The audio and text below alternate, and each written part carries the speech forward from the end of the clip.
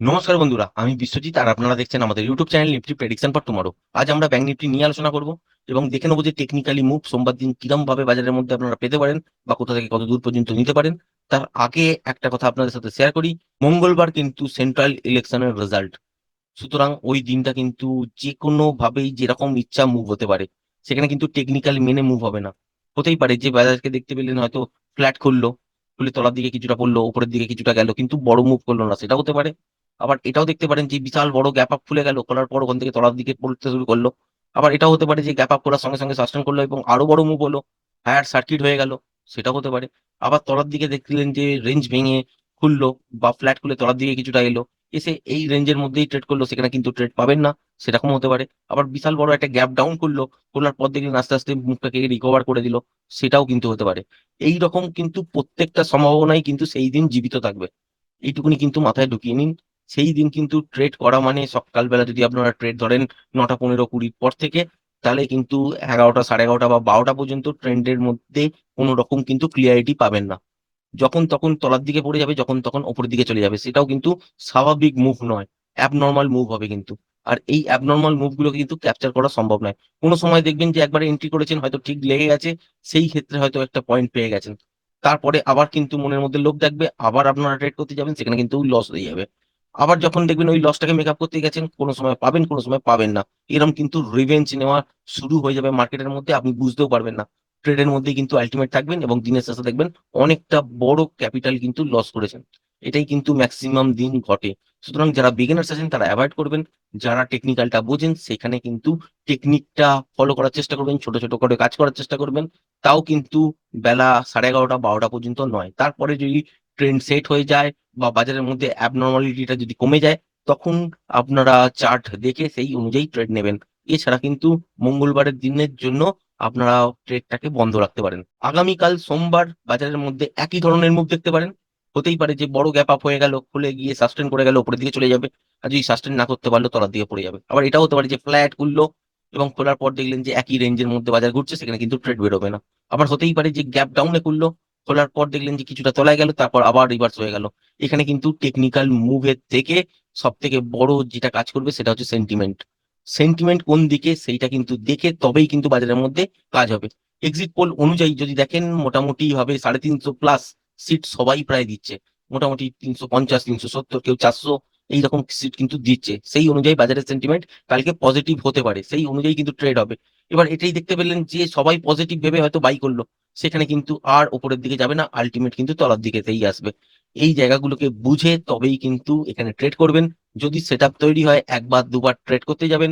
যদি কোনো কারণে দেখেন যে সেটআপ অনুযায়ী ট্রেড আপনি বার করেছেন কিন্তু উল্টো দিকে চলেছে এবং ট্রেড আপনার স্টপ লস গেছে, সেক্ষেত্রে মার্কেটের সঙ্গে কিন্তু রিভেঞ্জ নিতে যাবেন না, বারবার ট্রেড কিন্তু করতে যাবেন না। একটাই কারণ, বাজারের মধ্যে যখন দেখবেন যে অ্যাবনর্মালিটি চলে আসবে, প্রচুর বড় মুভমেন্ট উপর দিকেই বলুন বা তলার দিকেই বলুন হবে, সেখানে কিন্তু বাজার টেকনিক্যাল মেনে কাজ করবে না। সেখানে কিন্তু সেন্টিমেন্টটা সব থেকে বড় ফ্যাক্টর হয়ে দাঁড়ায়। সুতরাং টেকনিক্যাল পার্টটা যদি আপনারা 100-এর মধ্যে 25 ধরেন, তাহলে বাদ বাকি 50% কিন্তু আপনার সাইকোলজি, আর বাদ বাকিটা হচ্ছে আপনার কিন্তু সেন্টিমেন্ট। এটাই কিন্তু নিয়ে বাজার কিন্তু চলে। এইগুলোকে কিন্তু খেয়াল রেখে তবেই কাজ করতে হবে। এই রকম ইভেন্টের দিন যেগুলো যেগুলো আসে বাজারের মধ্যে, সেই দিনগুলো কিন্তু অ্যাভয়েড করতে হয়, কারণ সেখানে কিন্তু টেকনিক্যাল মেনে কাজ কম হয়। যদি হয় তাহলে কিন্তু সেই অনুযায়ী কাজ করা যায়, তাও ছোট ছোট পয়েন্টের জন্য। বড় পয়েন্টের জন্য কিন্তু নেওয়া উচিত নয়। কারণটাই আপনারা বোঝার চেষ্টা করবেন, যে যদি দেখেন যে একটা টেকনিক্যাল মুভ নর্মাল বাজারের মধ্যে ওই টেকনিক ইউজ করে আপনি একটা মুভ নিচ্ছেন, সেইখানে কিন্তু বড় মুভ পাওয়া যেতে পারে। এখানে কিন্তু কোনো সিওরিটি নেই যে এখানে এত বড়ই মুভ হবে, কারণ যে কোনো সময় সেন্টিমেন্টে আঘাত লাগবে আর তলার দিকে কিন্তু বাজার পড়তে পারে। সুতরাং এই কটা দিন, সোমবার মঙ্গলবার বুধবার, এই 3টে দিন বাজারের মধ্যে কিন্তু সেন্টিমেন্ট বেসড ট্রেড হবে। যদি দেখেন যে বাজারের মধ্যে কোনো কারণে গ্যাপ ডাউন খুলেছে, তলার দিকে গেছে রেজাল্টের পরও, তারপরেও জানবেন যে যদি ভালো রেজাল্ট হয়, বুধবার দিন কিন্তু বাউন্স ব্যাক করে যাবে। যদি দেখেন যে ভোটের রেজাল্ট খারাপ হওয়া সত্ত্বেও সেক্ষেত্রে বাজারের সেন্টিমেন্ট নেগেটিভ, তা সত্ত্বেও উপরের দিকে গেছে, জানবেন যে বুধবার দিন হয়তো তলার দিকে পড়ে যাবে, আবার নাও হতে পারে। কিন্তু এটা হচ্ছে পুরো সেন্টিমেন্ট বেস ট্রেড কিন্তু চলবে এখানে। সুতরাং এখানে কিন্তু আপনি টেকনিক্যাল মেনে ট্রেড করতে পারবেন না। তবুও যে টেকনিক্যালি মুভগুলো নেওয়ার চেষ্টা করতে পারেন, সেখানে হচ্ছে সোমবার দিনের জন্য ঠিক এই রেঞ্জটা কিন্তু আপনারা খেয়াল রাখতে পারেন, ঠিক এত বড় রেঞ্জ। আমি রেঞ্জটাকে আরো শর্ট করতে পারতাম, এত দূর পর্যন্ত নিয়ে আসতে পারতাম। কিন্তু এত বড় রেঞ্জ রাখার পিছনে কারণ হচ্ছে স্ক্যালপিং ট্রেড কিন্তু বেরিয়ে যেতে পারে এই জায়গাটা থেকে তলার দিকে এতটা পর্যন্ত মোমেন্টাম।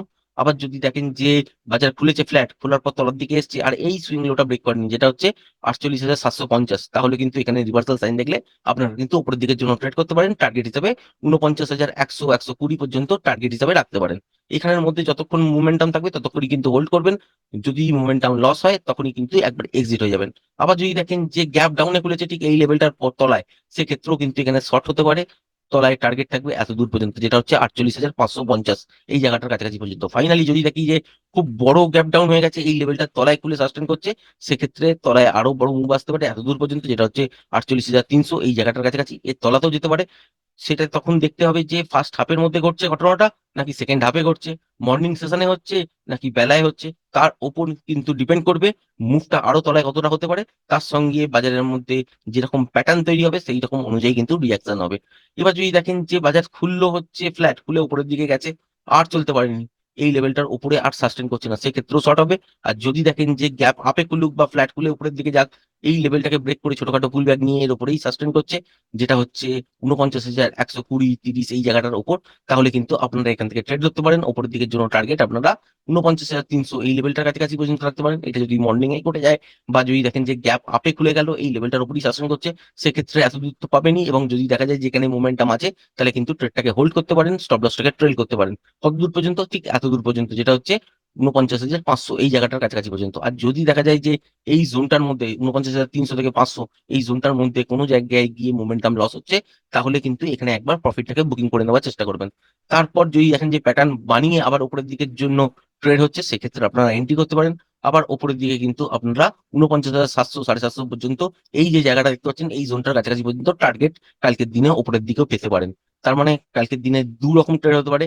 এক হচ্ছে এই রেঞ্জটাকে যদি ব্রেক করে উপরের দিকে, তাহলে আলটিমেট উপরের দিকের জন্য এই সুইং হাইটা ফার্স্ট টার্গেট, তারপরে সুইং হাইটা হচ্ছে সেকেন্ড টার্গেট।